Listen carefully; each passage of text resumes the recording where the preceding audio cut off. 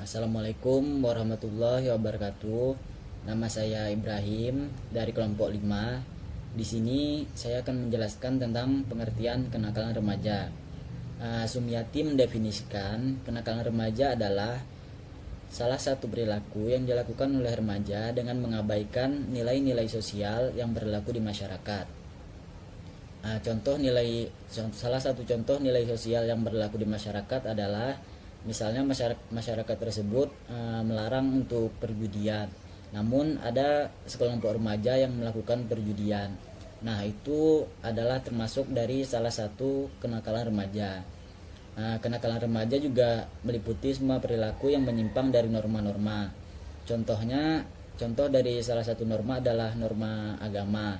Apabila dia beragama Islam namun tidak melaksanakan sholat, padahal dia sudah balik, usianya sudah sampai, selain tidak melaksanakan sholat dia juga tidak berpuasa, maka itu termasuk salah satu kenakalan remaja. Dan norma-norma yang lainnya, kenakalan remaja ini cenderung untuk melakukan tindakan yang dapat mengakibatkan kerugian dan kerusakan baik terhadap dirinya maupun diri orang lain.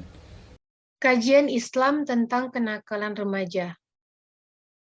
Dari Abu Hurairah, Nabi Muhammad SAW bersabda, "Seseorang itu din saudaranya. Maka lihatlah salah seorang di antara kalian siapa yang ditemani." Hadis riwayat Ahmad. Dari hadis tersebut, dapat kita lihat bahwa yang paling mempengaruhi perilaku dan watak remaja ialah tempat ia hidup dan berkembang di lingkungannya. Jika ia hidup di tempat yang buruk, maka akhlaknya pun akan seperti itu. Dan sebaliknya, jika ia berada di tempat yang baik, maka akan menjadi baik pula.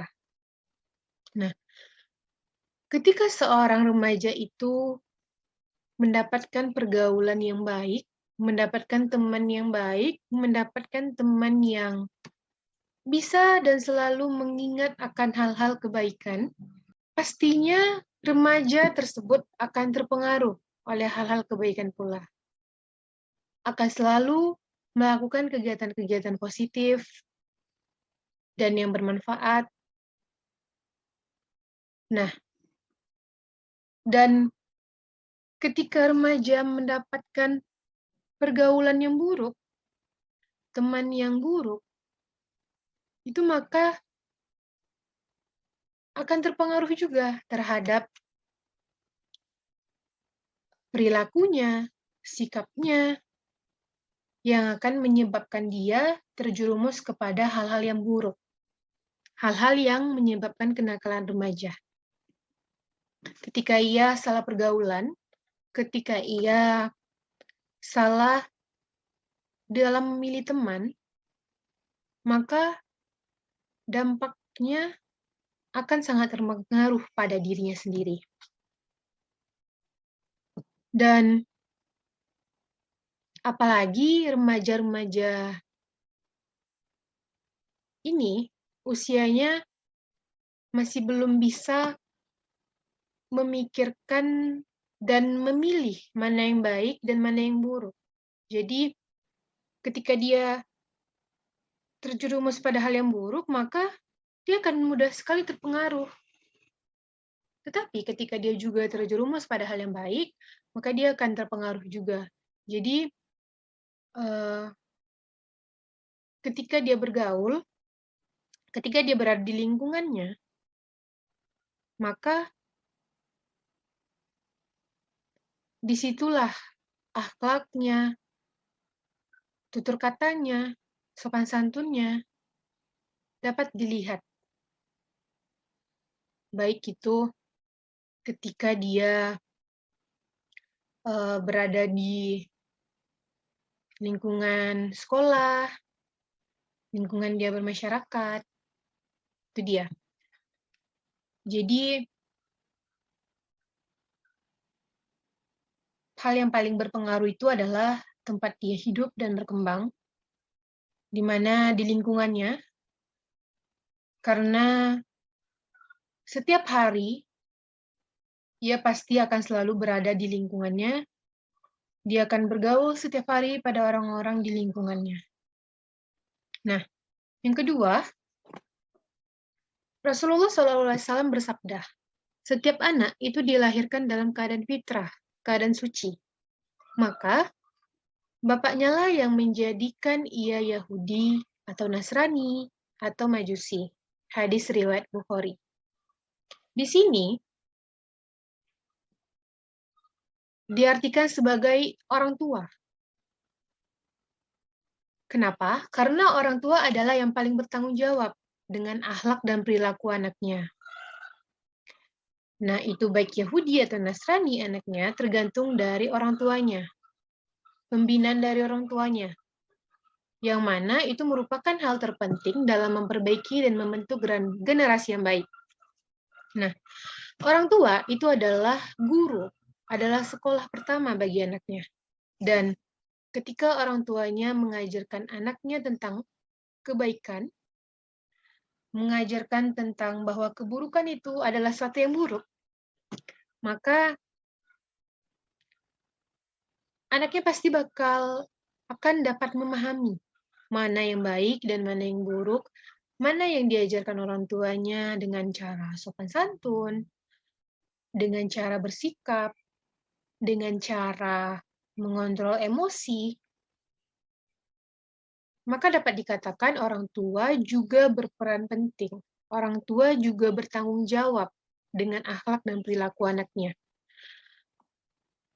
Dan ketika orang tua dapat mendidik anaknya dengan baik, dapat mengajarkan anaknya dengan cara berperilaku yang baik, maka anak tersebut akan bisa lebih memahami dirinya, mengontrol dirinya, dan bisa memilih atas apa yang diajarkan oleh orang tuanya. Bahwa di saat orang tuanya mengajarkan tentang pertemanan, tentang pergaulan yang menjerumuskan kenakalan remaja itu sangat tidak baik. Kenakalan remaja itu adalah suatu perilaku yang melanggar hukum, melanggar norma. Dan ketika orang tuanya menjelaskan itu, mengajarkan kepada anak-anaknya, maka anak-anaknya akan terdidik karena orang tua menjadi peran penting. Bagaimana seorang anak agar tidak terjerumus pada kenakalan remaja. Bentuk kenakalan remaja. Menurut Kartini Kartono, pengelompokan kenakalan remaja dalam berbagai tipe yaitu yang pertama delinkuensi individual. Kelompok ini mempunyai kelainan jasmaniah dan mental yang dibawa sejak lahir. Tingkah laku kriminal anak pada kelompok merupakan gejala personal atau individual. Yang kedua, delinkuensi situasional. Kenakalan ini dilakukan oleh anak normal, tetapi dipengaruhi oleh berbagai kekuatan situasional dan lingkungan yang semuanya memberikan pengaruh menekan, memaksa pada pembentukan perilaku buruk atau dirangsang pada kebutuhan sesaat. Delinkuensi yang ketiga yaitu delinkuensi sistematik, kejahatan anak-anak remaja yang diorganisir dan disertai pengaturan yaitu gang, lingkungan sekitar. Remaja itu tinggal juga mempengaruhi kejahatan tersebut. Yang keempat, delinkuensi kumulatif, situasi sosial dan kondisi kultural buruk yang mempengaruhi terus-menerus dan berlangsung berulang kali dapat mengidentifikasikan perbuatan jahat remaja. Sehingga kumulatif sifatnya yaitu terdapat di mana-mana, tidak hanya di ibu kota negara saja, tetapi sampai daerah pinggiran pedesaan. Produk konflik budaya hasil dari banyak konflik kultural yang kontroversial.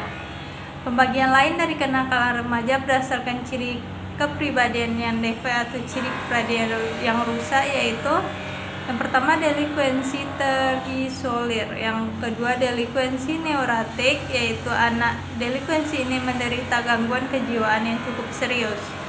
Misalnya kecemasan, merasa selalu tidak aman, merasa terancam, tersudut dan terpojok, merasa bersalah atau berdosa. Yang ketiga yaitu delinkuensi psikopatik.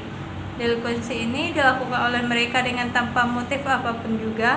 Sikapnya aneh, sangat kasar, kurang ajar, perbuatannya sering ganas, sadis, sehingga menyakiti orang lain, suka menyakiti jasmani orang lain. Penjahat delikuensi ini dikategorikan penjahat paling berbahaya. Yang keempat, delikuensi defek moral. Ciri delikuensi ini adalah selalu melakukan perbuatan sosial karena remaja ini tidak mampu mengendalikan dan mengatur dirinya. Remaja ini biasanya menjadi penjahat yang sukar diperbaiki, residivis, dan melakukan kejahatan karena didorong oleh naluri rendah, impuls, dan kebiasaan primitif. Jenis-jenis kenakalan remaja seperti yang sudah diuraikan di atas. Maka kenakalan remaja yang dimaksud di sini adalah perilaku menyimpang dari atau melanggar hukum. Jensen membagi kenakalan remaja menjadi 4 jenis, yaitu kenakalan yang menimbulkan korban fisik pada orang lain, contohnya perkelahian, pemerkosaan. Yang kedua, kenakalan remaja yang menimbulkan korban materi, pencurian. Yang ketiga, kenakalan sosial yang tidak menimbulkan korban di pihak lain, contohnya pelacuran, penyalahgunaan obat-obatan terlarang, hubungan seks pranikah. Yang keempat, kenakalan yang melawan status, misalnya mengingkari status anak sebagai pelajar dengan membolos, melanggar disiplin. Bab dari kenakalan remaja. Kenakalan remaja ini terbagi menjadi 2. Yang pertama, faktor internal. Faktor internal ini terjadi karena dibagi lagi menjadi 2, yaitu krisis identitas. Perubahan biologis dan sosiologis pada diri remaja memungkinkan terjadinya 2 bentuk integrasi. Pertama, terbentuknya perasaan akan konsentrasi dalam kehidupannya. Yang kedua, tercapainya identitas peran. Kenakalan remaja terjadi karena remaja gagal mencapai masa integrasi. Yang kedua. Yang B, kontur diri yang lemah. Remaja yang tidak bisa mencapai dan membedakan tingkah laku dapat diterima dengan yang dapat diterima dan tidak dapat diterima, akan terseret pada perilaku yang disebut nakal. Begitupun bagi mereka yang telah mengetahui perbedaan 2 tingkah laku tersebut, namun tidak bisa mengembangkan kontrol diri bertingkah laku sesuai dengan pengetahuannya. Faktor selanjutnya yaitu faktor eksternal. Faktor eksternal ini dibagi lagi menjadi 4 bagian. Yang pertama itu kurangnya perhatian dari orang tua serta kurangnya kasih sayang dari keluarga, merupakan unit sosial terkecil yang memberikan fondasi primer bagi perkembangan anak. Sedangkan lingkungan sekitar dan sekolah ikut memberikan nuansa pada perkembangan anak. Karena itu, baik buruknya struktur keluarga dan masyarakat sekitar memberikan pengaruh baik atau buruknya pertumbuhan kepribadian anak tersebut. Keadaan lingkungan keluarga yang menjadi sebab timbulnya kenakalan remaja, seperti keluarga yang broken home, rumah tangga yang berantakan disebabkan oleh kematian ayah atau ibunya, keluarga yang diliputi konflik keras, ekonomi keluarga yang kurang mampu. Semua itu merupakan sumber yang subur untuk memunculkan diskrimininasi kenakalan remaja. Yang B, minimnya pemahaman tentang keagamaan. Dalam kehidupan kekeluargaan, kurangnya pembinaan agama juga menjadi salah satu faktor terjadinya kenakalan remaja. Dalam pembinaan moral, agama mempunyai peran yang sangat penting karena nilai-nilai moral yang datangnya dari agama tetap tidak berubah karena perubahan waktu dan tempat. Pembinaan moral ataupun agama bagi remaja melalui rumah tangga, perlu dilakukan sejak kecil, sesuai dengan umurnya. Karena setiap anak yang dilahirkan belum mengerti mana yang benar dan mana yang salah, juga belum mengerti mana batas-batasan ketentuan moral dalam lingkungannya.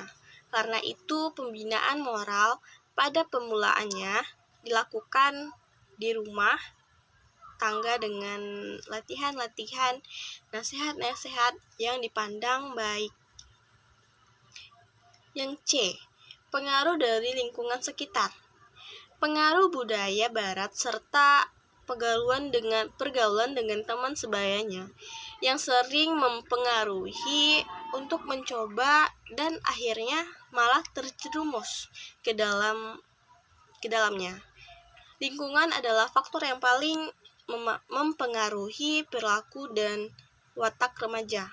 Jika dia hidup dan berkembang di lingkungan yang buruk, maka moralnya pun ikut akan serta seperti itu.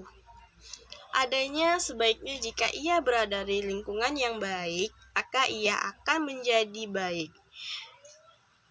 Yang D, tempat pendidikan.